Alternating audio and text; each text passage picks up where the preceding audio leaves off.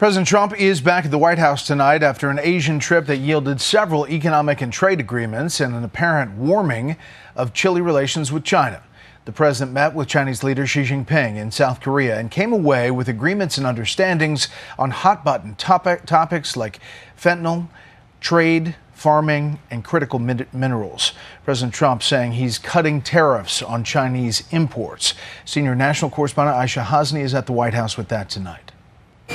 President Trump pumping his fist and mouthing thank you as he returns to Washington after a whirlwind tour of Asia and a high-stakes meeting with China's Xi Jinping. I thought it was an amazing meeting.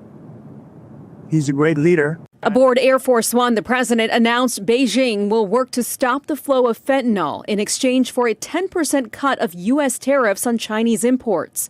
I think you can see there's some real action taken. China also agreed to buy 12 million metric tons of soybeans through the end of the year, 25 million each year through 2028. But farmers are cautious. This isn't cash on the barrelhead. The soybeans haven't been delivered yet. Beijing also announced it will pause export limits on rare earth minerals for a year. But there were no major breakthroughs to stop China from stealing U.S. intellectual property. No discussions about the future of TikTok or Taiwan.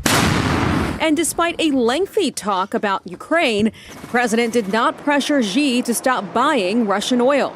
We discussed working together to see if we could get that oil finished. Trump did tease on Truth Social a potential energy deal where China may make a large-scale transaction of oil and gas from Alaska. Some economic experts call the meeting a truce, a departure from the Phase 1 deal in 2020, from which China walked away when Joe Biden took office. Although Beijing wasn't on track to meet its obligation even if Trump stayed. This is a de-escalation for sure. It lets both sides claim victory.